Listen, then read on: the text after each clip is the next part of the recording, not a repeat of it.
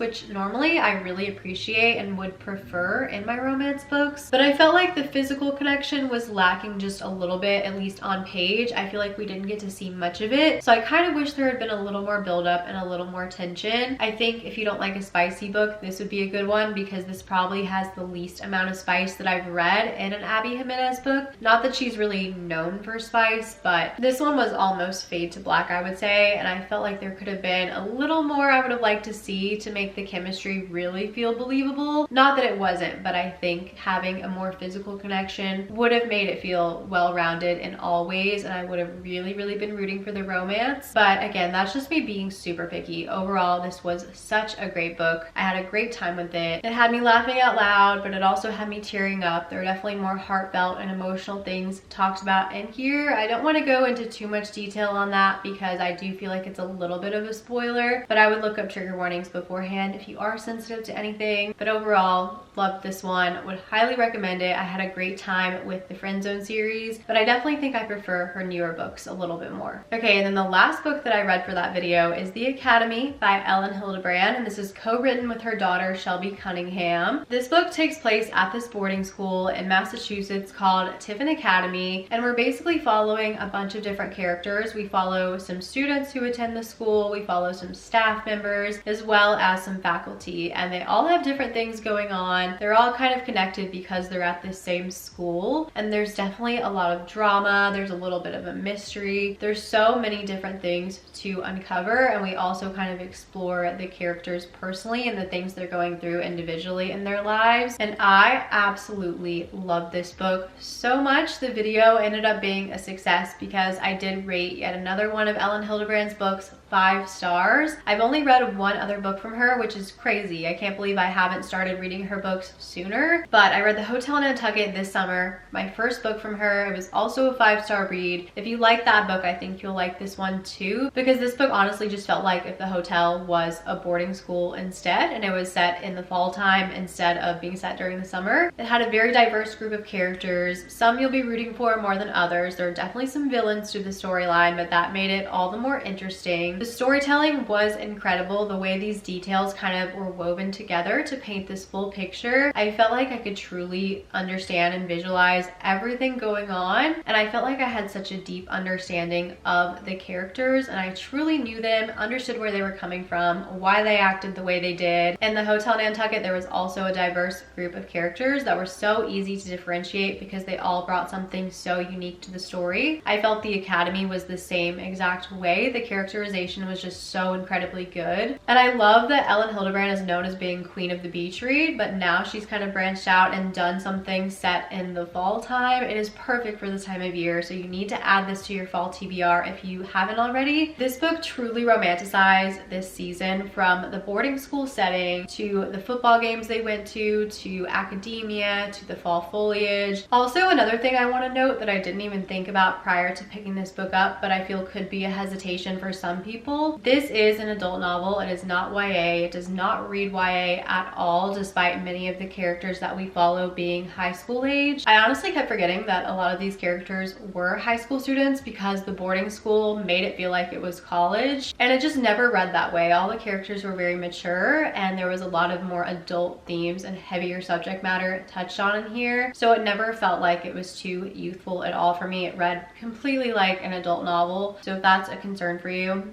definitely don't let that make you shy away from reading this. I could not recommend this enough. I absolutely love this. Also, the way this book ends will leave you wanting more and with some questions, but there is going to be a second book to this series. I cannot wait to be back at Tiffin Academy with these characters and to find out what's going to happen. So I could not recommend this one enough. I think it was definitely my favorite book that I read in September. The next book that I read is another thriller, and that is Don't Let Him In by Lisa Jewell. Going into 2025, this was one of my most highly anticipated new releases for the year, because last year None of This Is True by Lisa Jewell was a 5-star read and one of my favorite books that I read, so I just couldn't wait to see what her new release for this year was going to be like. I want to give you as little information as possible about this book. I feel like you shouldn't know too much before going in, but basically the catalyst to this story is that at the beginning of a book, a man named Patty Swan has been murdered, and we're following his family as they get this letter from a man named Nick who says he used to work with Patty and he's offering his condolences, and they kind of start corresponding back and forth, and that is kind of how Nick comes into their lives. And there's also quite a few other characters who are connected to this family in some way, but that's all I'm going to give you.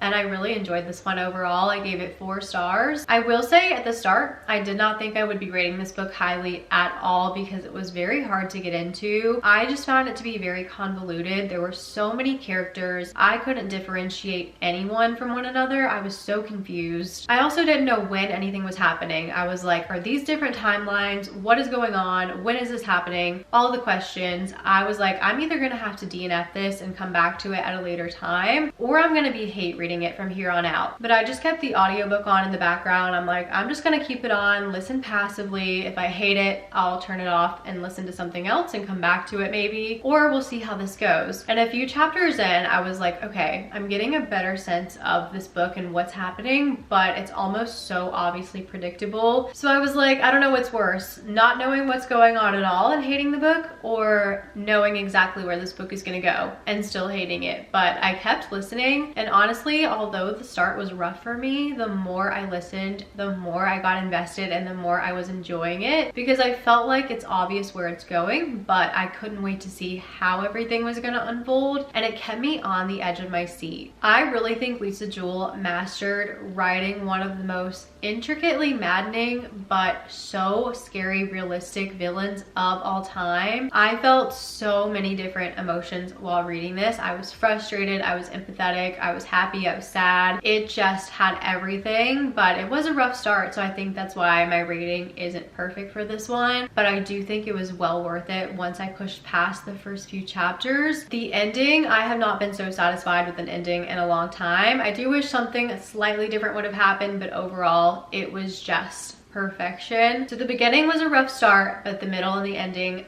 definitely made up for it. I think once you push through and understand where things are going and the story is set up, you'll have a good time with this one, and I would definitely recommend. Okay, I'm so excited to talk about the final book that I read in September with you guys because it was written by none other than my very own brother. It has been so cool to watch him through this whole writing process, and then now getting to read the final product. I feel so honored to be one of the first to read it, and his book is now out everywhere, wherever you buy your books from. It is available to purchase, so definitely check it out. But his book is called Around by Thomas McFadden. This is a horror novel. This book follows this group of friends who set off into the woods in search of this house, and they've heard many stories and rumors about this house because supposedly there's this room within the house that contains this demon, and this demon is able to unlock deeper parts of your mind and help you uncover certain truths about yourself. Specifically, our main character Nate is kind of leading this group, and he's really the one seeking answers because he's a very religious person and he's finding himself questioning his faith more and more. So he's kind of hoping that the demon can give him some answers, and I really love this book. It truly impressed me. It's a 5-star read for me, and I would definitely recommend it to you guys, especially for spooky season. It is perfect for this time of year. I was so impressed with the writing. It is extremely descriptive, so it's very easy to visualize everything that's going on, and it's very atmospheric. I think if you like a haunted house story, this is going to give you the vibes that you want, but it also brought new elements that I haven't seen done in horror before, which I think made it very unique. It kept me entertained the whole time, and I really enjoyed the storytelling. I thought it was so compelling. This cast of characters was so fun to follow. I always love a friend group in horror. I feel like there were so many different dynamics within the group, and each character brought something unique to the story, which made for lots of fascinating subplots going on outside of this main storyline. I'm someone who's not very religious, but despite those themes kind of being explored in this book, I still thought it was done really well, and there were lots of things about it that still resonated with me, and I really liked the way everything kind of came to an end. I thought it was just a really well executed plot, so I would really recommend you guys picking this one up and checking it out, especially for spooky season. I think it is so good for this time of year, and I hope you guys will check it out. So those are all the books that I read in September. That's going to conclude my reading wrap up. I hope you guys enjoyed watching. Make sure you give me a thumbs up if you did, and be sure to subscribe if you're not already. I would love to have you guys here. Comment down below and let me know if you've read any of these books before and what your thoughts are on them, and let me know how your reading month went in September, what you liked, what you didn't like. Let's chat about books down below. Thank you guys so much for watching, and I'll see you all very soon in my next video. Bye guys.